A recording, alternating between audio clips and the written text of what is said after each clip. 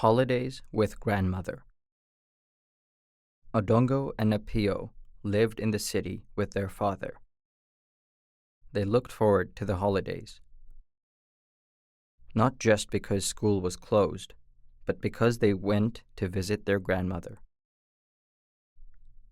She lived in a fishing village near a large lake. Odongo and Apiyo were excited because it was time to visit their grandmother again. The night before, they packed their bags and got ready for the long journey to her village. They could not sleep and talked the whole night about the holiday. Early the next morning, they left for the village in their father's car.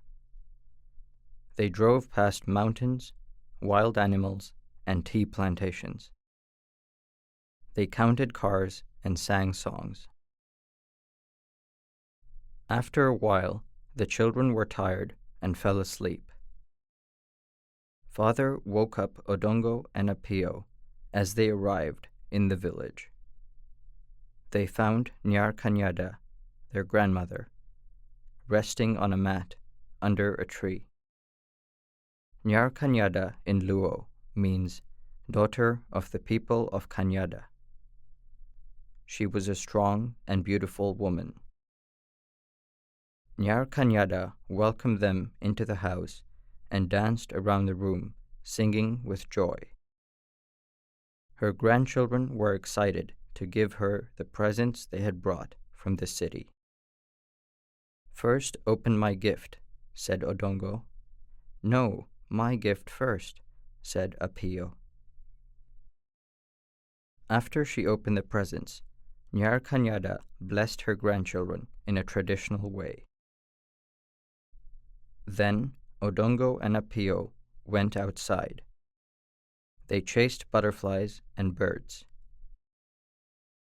They climbed trees and splashed in the water of the lake. When it was dark, they returned to the house for dinner.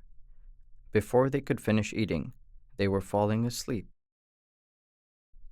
The next day, the children's father drove back to the city, leaving them with Kanyada. Odongo and Apiyo helped their grandmother with household chores. They fetched water and firewood. They collected eggs from the chickens and picked greens from the garden. Kanyada taught her grandchildren to make soft ugali to eat with stew. She showed them how to make coconut rice to eat with roast fish. One morning, Odongo took his grandmother's cows to graze. They ran onto a neighbor's farm. The farmer was angry with Odongo. He threatened to keep the cows for eating his crops. After that day, the boy made sure that the cows did not get into trouble again. On another day, the children went to the marketplace with Kanyada. She had a stall selling vegetables, sugar, and soap. Apiyo liked to tell customers the price of items. Odongo would pack the items that customers bought. At the end of the day, they drank chai tea together. They helped grandmother to count the money she earned.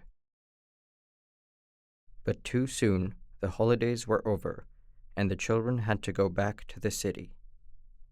Kanyada gave Odongo a cap and Apiyo a sweater. She packed food for their journey. When their father came to fetch them, they did not want to leave. The children begged Kanyada to go with them to the city. She smiled and said, "I am too old for the city. I will be waiting for you to come to my village again." Odongo and Apiyo both hugged her tightly and said goodbye. When Odongo and Apiyo went back to school, they told their friends about life in the village.